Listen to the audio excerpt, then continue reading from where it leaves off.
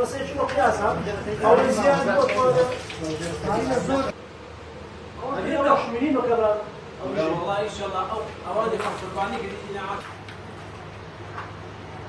أعرف خدها بركة يا بخي. لا ولا. أنا بقول سلام. مخصوص بنيسا. راوي.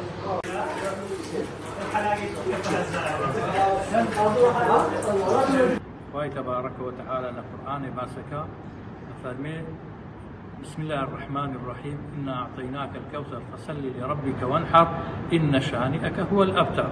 يعني خواي قولا فرمي ويجي بكن أوزع قربانية بكن. يعني خواي تبارك وتعالى القرآن باسك الدين. وبيغمبر صلى الله عليه وسلم زور تأكيدي لو كبيتوا كإما قربانية بكين.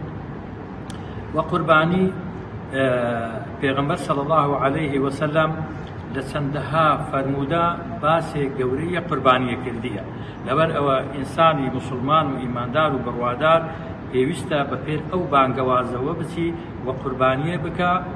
طبعا يماش وكو دانشتواني قندي زونالا همو سارێکە جێژنی قوربانی پیرۆز دادێ خۆمان ئامادەکەین لۆ ئەو سونەتە گەورەی قوربانی کە ئەنجامی بدەین. جا وەکو کەلتوری گوندەکەمان نەوایە کە هەر کەسێک لە ماری خۆی ئەو شتەی کریتە قوربانی گۆشتەکەی حازر ئەکا پاشان ئەگوازێتەوە مزگەفت. ئێمەش لێرە کۆمەڵە گەنجێک سەرپەرشتی ئەکەین و گۆشتەکەی هەمووی حازر ئەکەین لە حەلاگان جوان داینین بە گوێرەی مار یانی چەند مارە دابەشی ئەکەین بەسەر مارەکان.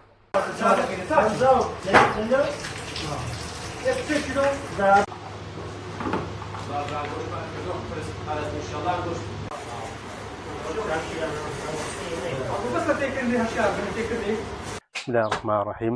لجد رشم وما يعظم شعائر الله فإنها من تقوى القلوب.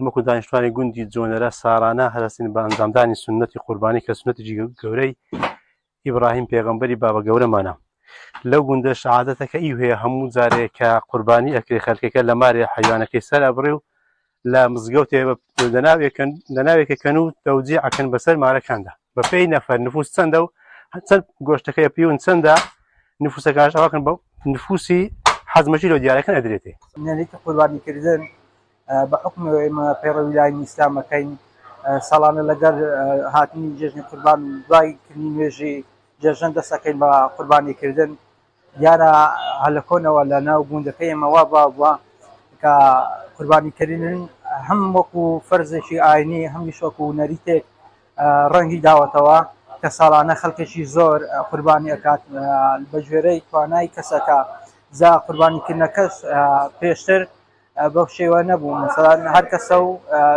لە نێو زیرانەکانی خۆی دابەشێ کرد بەڵام چەند ساڵێکە دزەی دەستخۆشیشە کە ئەم نەریتە بۆتە نەریتەشی دەسە جەمعی کە کۆی گۆشتی قوربانی کراو لە گوندەکەمان کۆکرێتەوە لە مزگەوت بە شێوازێکی زۆر جوان و ڕێکوپێک لەسەر بەسەرپەرشتی سەر گەنجێکی لاو ئەو گۆشتە کۆ ئەکرێتەوە و دواتر دابەش ئەکرێت بەسەر خەڵکی گوندەکە.